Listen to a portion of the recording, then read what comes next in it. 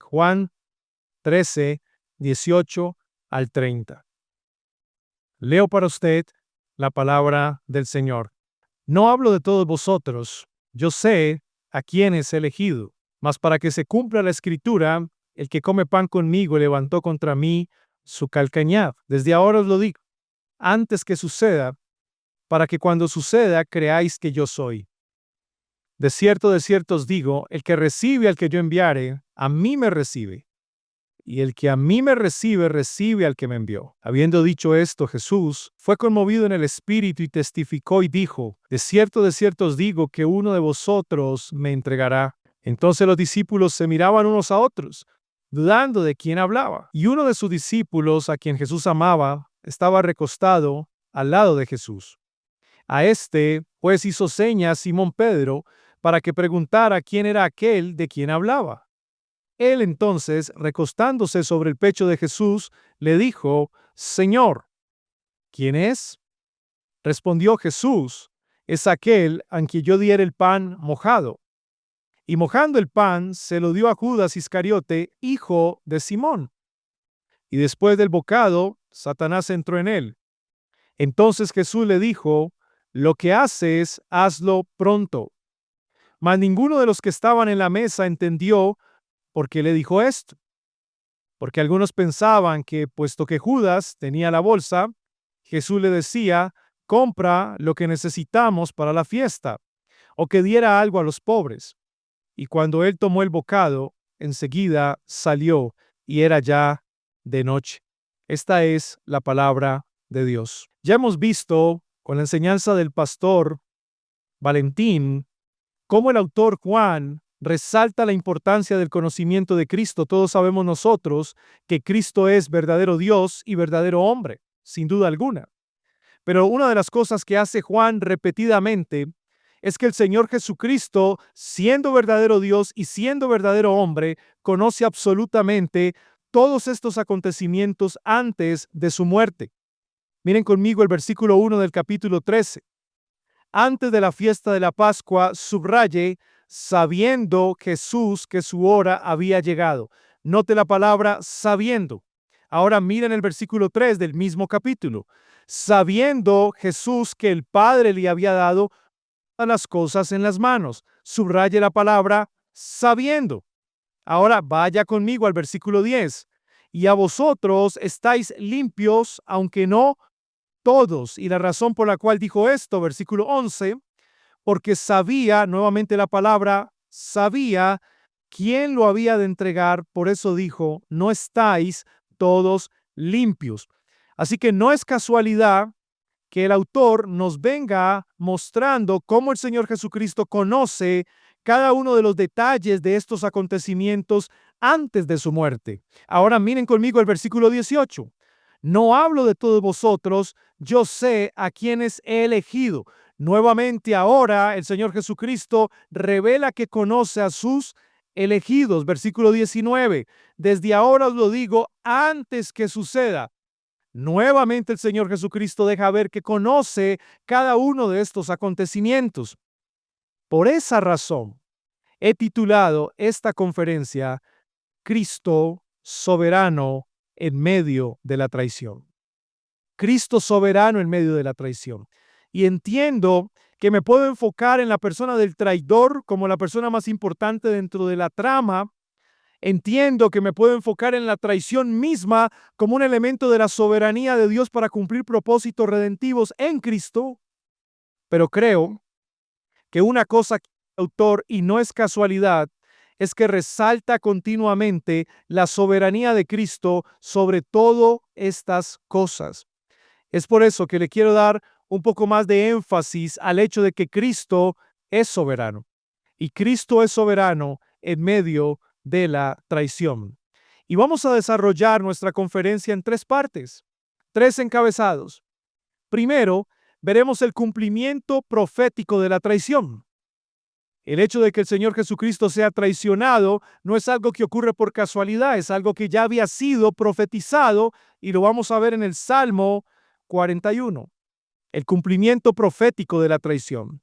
En segundo lugar, veremos la manifestación de la traición. La traición misma va a ser manifestada por medio del Señor Jesucristo en conocer al traidor y cómo éste le va a traicionar. Y número 3, veremos la consumación de la traición. Esta traición va a llegar a un clímax, pero todo lo que ocurre respecto al traidor y a la traición ocurre bajo la soberanía de Cristo. Cristo es soberano en medio de la traición.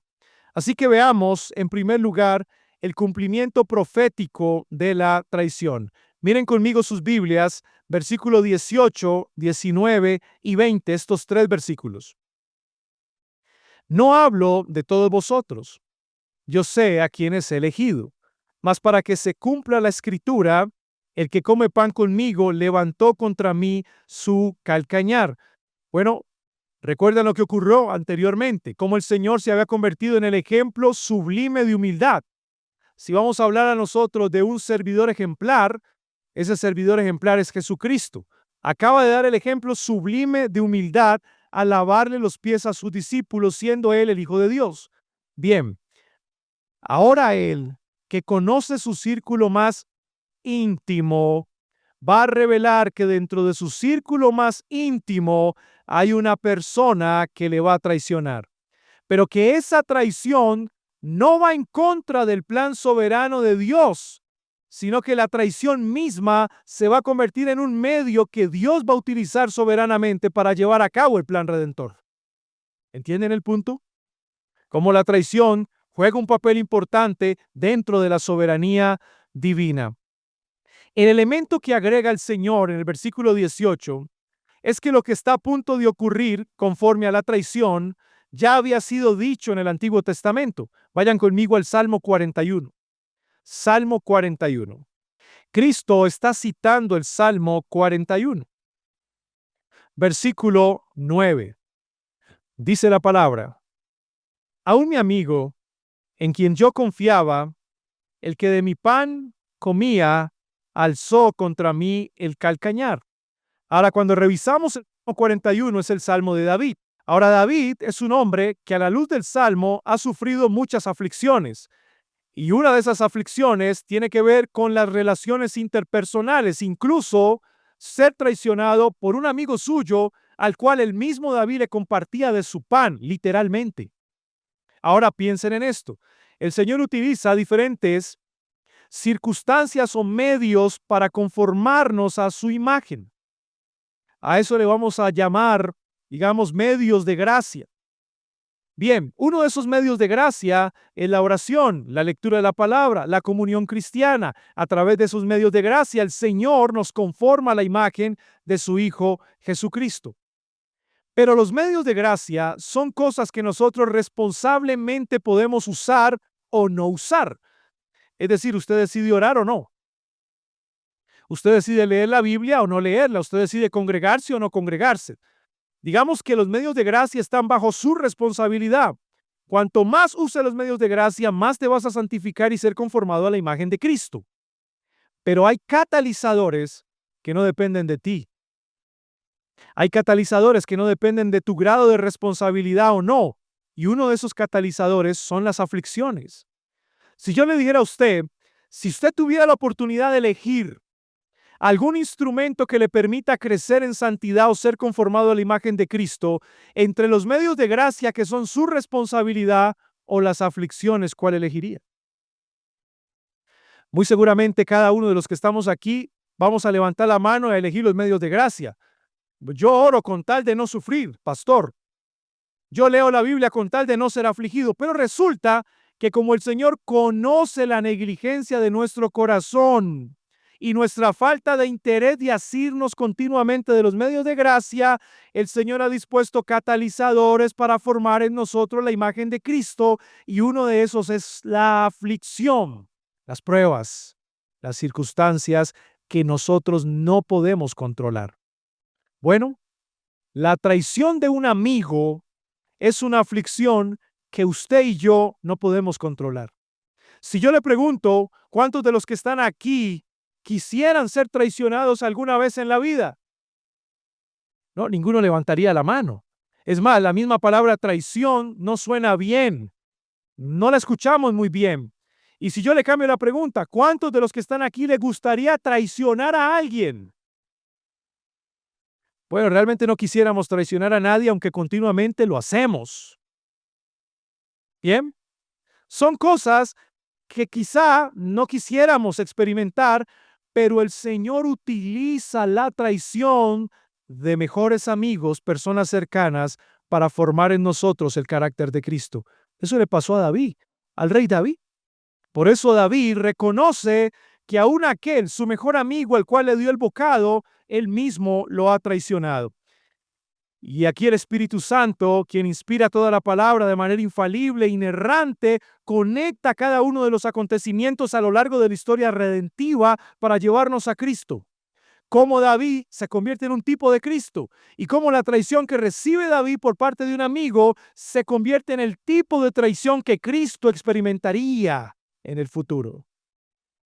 De esta manera, el uso de las escrituras de Jesucristo es excelsa. Jesucristo interpreta las escrituras de manera perfecta. Conecta la tipología con él en sí mismo. Así que el David, traicionado en el Salmo 41, en Juan 13, es Cristo. Es Cristo. Si Cristo sabía que eso iba a pasar, entonces Cristo tiene una mente preparada para la aflicción. ¿Se acuerdan? Una mente preparada para la aflicción.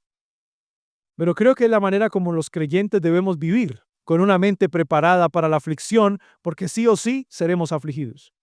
O sea, sí o sí vamos a sufrir, sí o sí vamos a ser traicionados, sí o sí. Pero ¿estás preparado para eso? Bueno, el Señor Jesucristo tiene una mente preparada para la aflicción. Entiende que hay un cumplimiento profético de la traición. Y el que come pan conmigo, así como David, este levanta contra mí su calcañar. ¿Dónde han escuchado eso? ¿Dónde han escuchado eso antes? Génesis capítulo 3, versículo 15. La promesa que se desarrolla progresivamente a lo largo de todo el Antiguo Testamento por medio de los pactos. ¿Recuerdan la promesa? La hija o el hijo, perdón, de la mujer pisará la cabeza de la serpiente, pero ésta te herirá en el calcañar. Y es que se acostumbraba a utilizar el talón, el calcañar, para pisar la cabeza de la serpiente. Literalmente. Era una manera de defensa en la época. Bueno, aunque eso tiene una dimensión espiritual y escatológica respecto al triunfo del hijo de la mujer sobre Satanás, aquí se revierte. De una manera inesperada, ahora va a ser el hijo el que va a ser pisado por el calcañar de uno de los suyos. Se revierte la historia.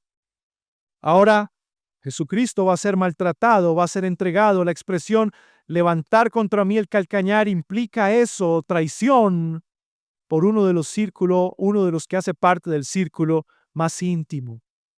A ver, hermanos, piense conmigo esto. La traición duele, venga de quien venga.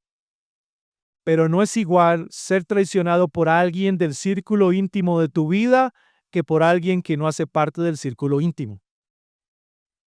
Traición es traición e igual duele, pero el efecto no es igual.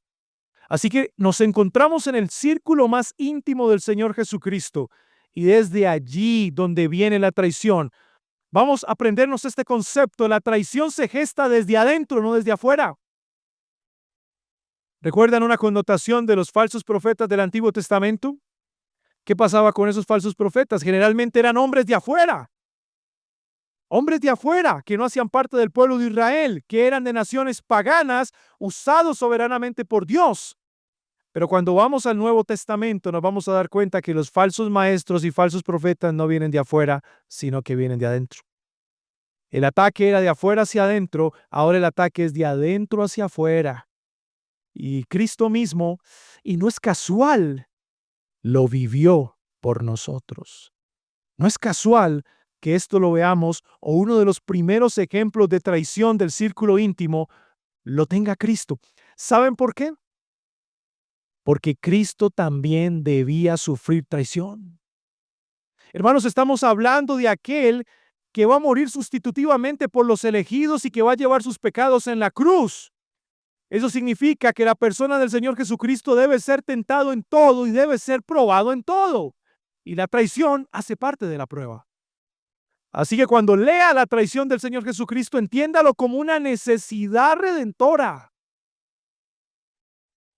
no como un grado de autocompasión del Señor o pobre el Señor Jesucristo, la pobre víctima del plan de Dios. No, no, no, cuidado con eso. Él no es la víctima del plan, Él es el protagonista de la historia. Desde ahora os digo esto antes que suceda. Nuevamente el Señor repite y le recuerda a los suyos que Él tiene todo el conocimiento de estos acontecimientos, pero revela algo nuevo. Miren la última línea del versículo 19. Es lo nuevo que revela, para que creáis que yo soy.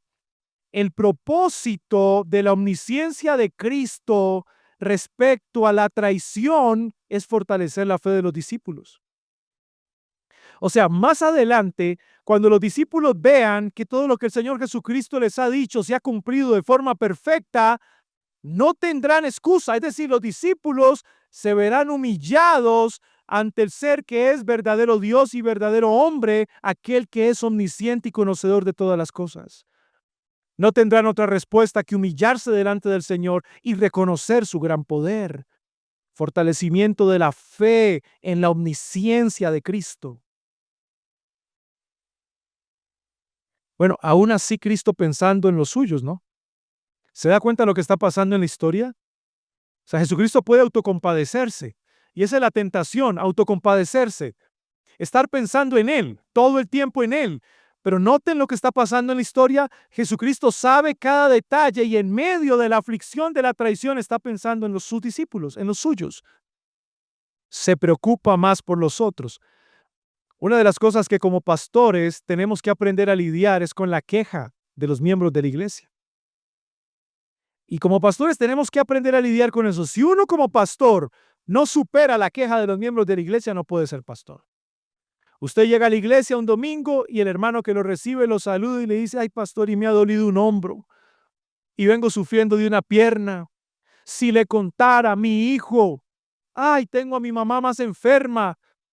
Y desde la puerta hasta la tarima, los hermanos se quejan, se quejan, se quejan y piden oración. ¿Y qué hace uno como pastor? Escuchar y orar. Y yo en esos casos, ¿qué recomiendo? Ore ya por el hermano. No le diga, yo oraré por usted, hermano. No. Coja al hermano, tómelo de la mano, del hombro, reúnalo y ore por él en ese preciso momento. Porque si no, usted no ora. Usted se le olvida lo que el hermano le dijo porque son tantas quejas, tantas peticiones que usted no se va a acordar. Es mejor hacerlo en ese momento. Pero qué tan tremendo es ver personas que están siendo afligidas por Dios y aún en la aflicción están pensando en la iglesia, están pensando en el reino y te preguntan: pastor, ¿cómo estás? ¿Y cómo está tu familia? ¿Y cómo vas de salud? ¿Y cómo te has sentido? ¿Qué piensa uno? No debería estarme haciendo esas preguntas. ¿Está tan afligido? No debería hacerme esas preguntas. Pero ¿sabe qué? No hay autocompasión, porque la autocompasión te lleva a victimizarte, a ser el centro de atracción. Pero Jesucristo es un ejemplo de que no debe ser así. Aún en medio de la aflicción de la traición que lo va a conmover de corazón, se está preocupando por los suyos. Se está preocupando por los suyos. Recuerden, los amó hasta el fin. De cierto os digo que el que recibe al que yo enviare, a mí me recibe. Y el que a mí me recibe, recibe al que me envió. ¿Y qué tiene que ver esto con la traición? Mucho tiene que ver, porque si leemos la traición rápidamente nos vamos a dar cuenta que es una piedra o un obstáculo en el camino de la redención. Casi que vemos a Judas interponiéndose en el plan redentor del Señor. La traición como un obstáculo para que el Señor cumpla la meta. No, hermanos, esa no es la idea. A la luz de la perspectiva de Juan, la traición impulsa la misión. La traición impulsa la misión. En lugar de detenerla, la impulsa. ¿Cómo se explica eso? Judas está siendo usado por Dios para impulsar la misión de la obra de Cristo en la cruz. El hecho de que el Hijo sea traicionado antes de ir a la cruz hace aún más majestuosa su expiación, más gloriosa su expiación. Recuerden esto, hermanos, la misión y el reino de Dios avanza por medio de y a pesar de. Por medio de y a pesar de. ¿Pasa con nosotros o no pasa con nosotros? Usted sabe que el reino de Dios avanza por medio de usted, ¿verdad? De la iglesia. ¿Cierto? Usted lo sabe. ¿Y qué tal si le digo, y también sabe que avanza a pesar de usted? ¿Cierto? Son las dos cosas, ¿no? O sea, avanza por medio de usted, pero también avanza a pesar de usted, ¿no? Son las dos cosas que hay que tener en cuenta. Bueno, Jesucristo aquí conecta su misión redentora con la traición. La traición, en lugar de ser un obstáculo, se convierte en un instrumento utilizado por el Señor para avanzar la misión de Jesucristo y llevarlo a la cruz. Judas, quizás sin saberlo, está contribuyendo para que el Hijo de Dios cumpla su misión en la cruz. Porque si Él no lo traiciona, a Jesucristo no lo atrapan. Y si no lo atrapan, entonces no lo juzgan. Y si no lo juzgan, no lo condenan. Y si no lo condenan, no lo crucifican. Y si no lo crucifican, no muere. Y si no muere, no resucita. Y si no se levanta con cuerpo glorificado, no asciende. Y si no asciende, no se sienta para reinar. Y si no lo hace, no regresa. No hay iglesia. Causalidad o casualidad la traición. No existen las casualidades, existen las causalidades. Entonces ya vimos el cumplimiento profético de la traición, ahora veamos la manifestación de la traición, versículo 21 al versículo 26. Habiendo dicho esto, Jesús fue conmovido en el espíritu, literalmente se turbó. Es la misma palabra que se utiliza en el capítulo 14, versículo 1, cuando el Señor le dice a sus discípulos, no se turbe vuestro corazón. Se turbó o se conmovió, sintió aflicción en su propia alma y testificó y dijo, de cierto os digo que uno de vosotros me entregará. Recuerden, Él es verdadero hombre. Y como verdadero hombre está reaccionando a los acontecimientos humanos, reales, tangibles. Y una de las reacciones de Jesús, y lo hemos visto repetidamente a lo largo de los evangelios, es que Él tiene emociones humanas. Él responde ante la aflicción, ante la pérdida de un amigo cercano. Bueno, eso hace parte de la humillación de Cristo. No solamente la encarnación, sino sujetarse a las debilidades del cuerpo, a las debilidades del ser humano, del alma racional. Hay debilidades. Bueno, Él se conmueve, Él se aflige por lo que va a ocurrir, porque es una traición. Repito, ¿a quién le gusta que lo traicionen? A nadie, ¿verdad? Nadie le gusta ser traicionado. Sin embargo, resalta que también lo sabía. Verdadero Dios. Verdadero hombre se conmueve. Verdadero Dios ya lo sabía.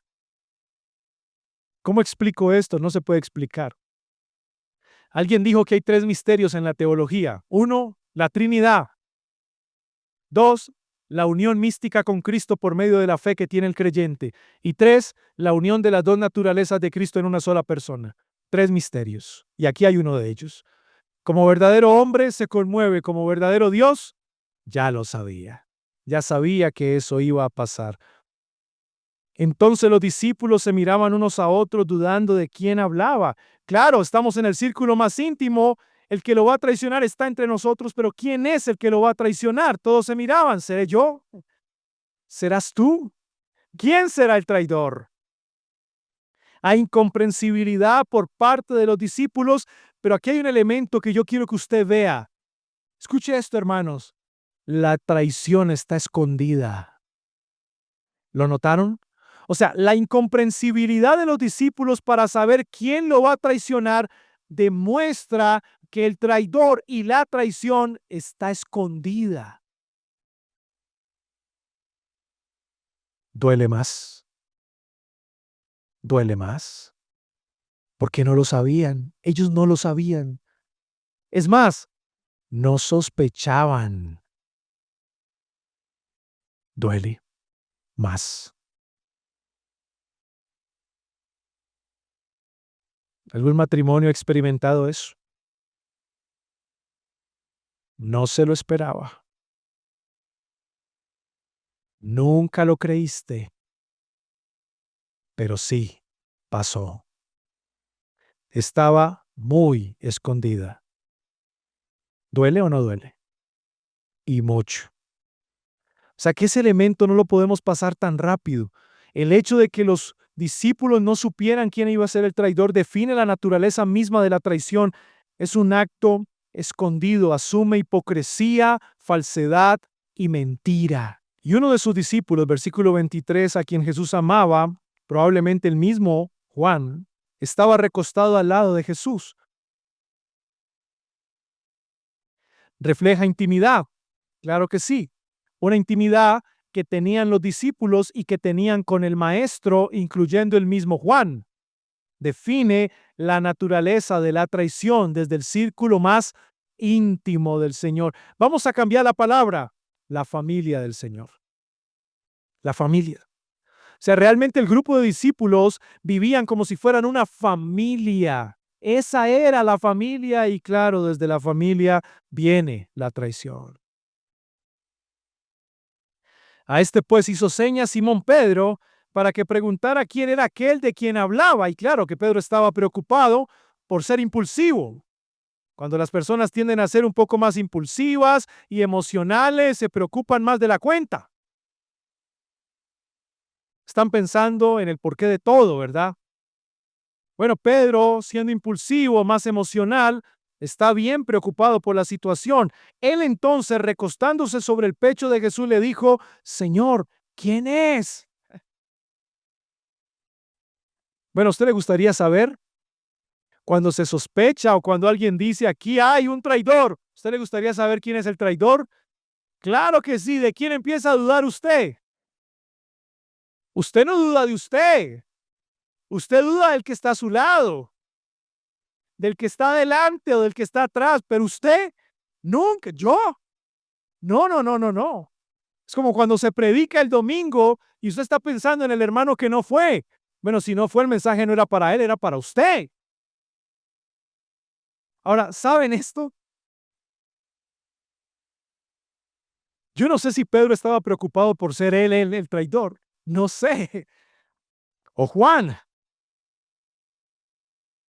Pero sí reflejan una humanidad tan clara ahí. O sea, son pecadores, tienen inquietudes, sospechan, quieren saber todas las cosas. Pero mire la respuesta de Jesús. Es a quien al que yo diera el pan mojado. Y mojando el pan se lo dio a Judas Iscariote, hijo de Simón. Ahora, este acto pareciera ser tan claro en la mesa, como que el Señor Jesús le entregó el pan a Judas, Judas se lo comió y es Judas. Pero en la narrativa no fue tan claro. Y era porque era costumbre comer el pan de esa manera, partir el pan y entregar porciones de pan, y muy seguramente todos estaban comiendo el pan. Así que aunque el evento pareciera muy claro dentro de la narrativa, no fue tan claro como parece, por lo menos no a los ojos de los discípulos, pero sí era claro para Jesús. El traidor se llama Judas Iscariote y a propósito es hijo de Simón. Conocía sus padres.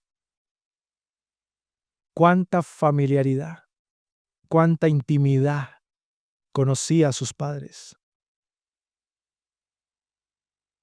¿Le ha pasado a usted cuando alguien falla o comete un delito que hace parte de su comuna o de su barrio o del lugar donde usted vive, y usted en quién piensa, ay, en la mamá pobrecita, ve allá, atraparon al hijo, ese muchacho que se crió aquí en la cuadra, jugaba con mis hijos, lo conocimos desde niño a la señora, mire cómo trabajaba para sustentarlo, para llevarlo al colegio. ¿Pasa o no pasa? Pasa. Usted recuerda a la mamá, al papá, siente compasión por la familia. Bueno, porque hay cierta intimidad, cierta relación. Bueno, es lo que vemos aquí, hermanos. Jesucristo le dio el pan a Judas, pero no le dio la gracia. Le dio el pan, pero no le dio la gracia. Y espero que usted empiece a conectar todas estas cosas con la vida de la iglesia. De todos los que el Señor tenía en el círculo más íntimo, no todos eran elegidos para salvación. Había un reprobado, y ese era Judas. Por mucho que comiera el pan, por mucho que estuviera en el círculo más íntimo de Jesús y participara de la comunión, nunca recibió la gracia, sino con el pan recibió la ira de Dios. Bueno, esta es la realidad de un incrédulo en la comunión con el Señor. Ya hemos visto la manifestación de la traición, se ha manifestado, Jesucristo mismo la ha manifestado. Ahora veamos la consumación de la traición. Versículo 27 al 30. Y después del bocado, Satanás entró en él. Noten, hermanos, algo muy importante. Y con la enseñanza del pastor, lo vimos en el versículo 1, capítulo 13, cómo el autor nos habla de que el Señor los amó hasta el fin, pero dentro de los que estaban cenando con él, a uno de ellos el diablo le había puesto en el corazón entregarlo. Pero note lo que nos está diciendo ahora el versículo 27, que después del bocado, Satanás entró en él. Eso significa que la traición no nace en Satanás. Cuidado con eso. Porque cualquiera de los que estuviéramos aquí pudiéramos estar justificando a Judas por el acto que cometió. Pues pobrecito, en últimas él no tenía la culpa, fue poseído por Satanás. Y así como él, quizá habrán muchas personas. Alguien puede pensar, ¿qué culpa tiene ese pobre hombre si ha sido controlado por el demonio? Pero no, hermanos, toda la traición se gestó en el corazón pecaminoso del mismo Judas. Y luego Satanás interviene para consumar el acto de la traición. Miren que con el bocado por el cual los discípulos elegidos beben de la gracia, los no elegidos beben del diablo. Esto es paradójico, pero es real. Lo han leído en 1 Corintios 11 a los que participan de la cena indignamente, ¿verdad? Y en el capítulo 10, cuando se habla de la comunión con los demonios, pareciera que el apóstol Pablo estuviera conectando todo esto con la traición de Judas en Juan capítulo 13. Así que Judas ya era un miserable pecador y luego Satanás usa su pecado para consumar la traición. Miren conmigo 2 Corintios 4. 2 Corintios 4. Leamos el versículo 3 y 4. Pero si nuestro evangelio está aún encubierto, para los que se pierde está encubierto, entre los cuales el Dios de este siglo cegó el entendimiento de los incrédulos. ¿Cómo? El Dios de este siglo cegó el entendimiento de los buenos, de los que tienen buenas intenciones, que andan por ahí queriendo hacerle el bien a las personas. ¿A esos fue a los cuales él cegó el entendimiento? No, el texto dice a los que ya son incrédulos. O sea, nota cómo Satanás trabaja en el corazón de una persona que ya es incrédula. Él no la hace incrédula. Él no la hace más o menos pecadora de ninguna forma. Pero sí utiliza el pecado en el corazón. Judas está ahí, un incrédulo, ante el cual el maligno, según 2 Corintios 4, 3 y 4, lo va a cegar por completo y lo va a llevar a consumar el acto de traición. Mas ninguno de los que estaban en la mesa entendió por qué le dijo esto. ¿Notaron? No entendieron cuando Jesús les dijo a aquel que le diera el bocado o el pan. No lo entendieron. Todo se gestó en una práctica muy común, porque algunos pensaban que puesto que Judas tenía la bolsa, Jesús le decía, compra lo que necesitamos para la fiesta o que diera algo a los pobres. ¿Notaron la interpretación de los discípulos? Bueno, y me atrevo a decir algo más. Y quizá no iban a pensar en Judas, porque cuando entendemos la historia o la vida de Judas, se habla muy poco de Judas Iscariote hasta la traición. Se habla más de Pedro, se habla más de los hijos del trueno, que descienda fuego del cielo y los consuma. Y usted cuando lee a Pedro y a los hijos del trueno dice, qué personas faltas de carácter, si tuvieran un poco más de dominio propio como yo. Pero silenciosamente hay un personaje, Judas, que quizá está pasando desapercibido por su forma de ser. Y es probable que en este momento ninguno de los discípulos sospechara de él. Es más fácil de Pedro. El más preguntón, el más impulsivo, el más emocional, capaz que lo entrega. O si pensáramos en Mateo, el cobrador de impuestos, pues ya tiene una experiencia, tiene un prontuario, ¿no? Trabajaba para los saduceos, se quedaban con un porcentaje y el otro porcentaje iba a las arcas de Roma. Quizá ha regresado a su antigua vida y él es.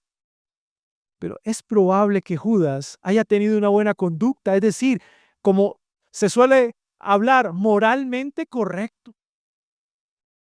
Y eso hace de este pecado una terrible traición, del que menos probablemente se esperaba. Probablemente. Y cuando él tomó el bocado, enseguida salió y era ya de noche. El hecho de que nos diga que era ya de noche es porque la hora está cerca. La hora está cerca. Estas son las últimas horas antes de que el Señor Jesucristo fuera arrestado. Así que el acto de traición está ocurriendo justo cuando se acerca la hora de la entrega del Señor Jesucristo y de su muerte en la cruz. Hermanos, de esto habla ese pasaje. En todo esto, Cristo sabía absolutamente cada detalle de la traición, porque Cristo es soberano en medio de ella. ¿Cómo entendieron este pasaje los hermanos del siglo I, quienes reciben el Evangelio de Juan? ¿Sabía usted que ya el Señor Jesucristo les había dicho que sufrirían por él? Miren el capítulo 16 del versículo 2. Ya se les había anunciado, os expulsarán de las sinagogas. Y aún viene la hora cuando cualquiera que os mate pensará que rinde servicio a Dios. Así que es probable que la iglesia que recibe el Evangelio de Juan está experimentando múltiples pruebas a finales del siglo I. Pero le viene una más. Escuchen esto. El Imperio Romano está ejerciendo presión. Después del año 70, la comunidad cristiana no se ve como parte de la religión judía, sino como una religión diferente. Ahora Roma ejerce presión contra los cristianos por ser cristianos. Bueno, esa es una persecución que viene de afuera. Esas son pruebas que vienen de afuera, son aflicciones que vienen de afuera. Y en últimas, todos sabemos que si hablamos de Cristo, vamos a morir por Cristo. ¿Así? ¿Y qué? Si de tu iglesia, de tu comunidad y en el peor de los casos, la persona de más alta estima los entrega a las autoridades romanas. Eso es diferente. En últimas, ellos sabían el costo de seguir a Jesús, pero que alguien dentro de su propio círculo íntimo de la iglesia los entregue a Roma? Eso sí que sería una aflicción para ellos. Y sabe, probablemente cuando estas iglesias leían un texto como este decían, si al Señor le pasó, Él nos está diciendo, nos pasará a nosotros también. Tres enseñanzas para esta comunidad y para la iglesia de todos los tiempos. Primero, Cristo es soberano sobre el mal al avanzar su reino. La pregunta que debemos hacernos como iglesia y que quizás se hizo la iglesia en la segunda mitad del siglo I fue esa. ¿Para qué nos sirve un texto como este? ¿Para qué nos sirve conocer la historia de Judas, la traición de Judas y el Señor Jesucristo para avanzar el reino? ¿Recuerdan lo que les dije anteriormente? La traición impulsa la misión. Ese es el mensaje que la iglesia debe entender. ¿O si acaso alguien nos traiciona desde el círculo más íntimo de la iglesia, se detiene el reino espiritual de Cristo? ¿Deja de avanzar? ¿Dejamos de cumplir la misión de predicar el evangelio a los perdidos? ¿Dejamos de vivir para la gloria de Dios? De ninguna manera. Cuando aparece la traición desde el círculo más íntimo, sí, nos vamos a conmover, sí, vamos a ser turbados, sí, vamos a ser afligidos, sí, vamos a entristecernos, pero el reino sigue. ¿Lo escuchó? El reino sigue. Y aún en medio de la traición. ¿Significa esto, pastor, que debemos vivir con el don de sospecha? Ahora con esta predicación, pastor, hasta dudo de los pastores que trabajan conmigo. Aquí hay un Judas. Probablemente, no sé. Estoy siendo muy pesimista. Piénselo de esta forma. No piense en los pastores que están a su lado, en los hermanos que están a su lado. Piense en usted. Piense en usted. Un texto como este es muy confrontador, porque así como demuestra que Cristo es soberano en medio de la traición y avanza su reino a pesar de la traición, también nos confronta a cada uno de nosotros con la seguridad que tenemos en Cristo. Hermanos, quizá no seamos como Judas, que no era un elegido, pero también los elegidos traicionan. No solamente son traicionados, los elegidos también traicionan. Y sin duda alguna, creo que todos los que estamos aquí hemos traicionado a alguien alguna vez en nuestra vida. ¿No crees que deberíamos pedirle perdón al Señor por eso? Porque no se trata solamente de entender que seremos traicionados, sino que nosotros también hemos traicionado. Pero hay una enseñanza más, y es que en el círculo más íntimo del ministerio siempre tendremos oposición. Siempre. Así que, querido hermano, si usted se está formando para ser pastor,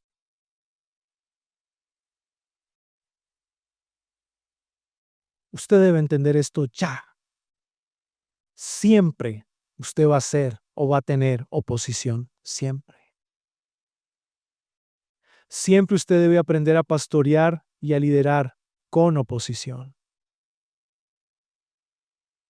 Entonces, ¿vas a dejar de ser pastor por eso? ¿Vas a renunciar al ministerio por eso? ¿Vas a apartarte del proceso formativo por eso? No, no, no, no, no. Eso es entender que Cristo es soberano en medio de la traición. Y como Él es soberano, Él me ha dicho que voy a recibir oposición y que seré traicionado en el ministerio, pero aún así el reino avanza hasta que Él venga. Entonces, debes tener ánimo y seguir adelante. No te puedes desanimar por esto. Jesucristo es nuestro sumo ejemplo. Y si aquí hay una persona que no conoce al Señor, que le han invitado, que quizá no sabe si es salvo, querido amigo, tengo una palabra para ti.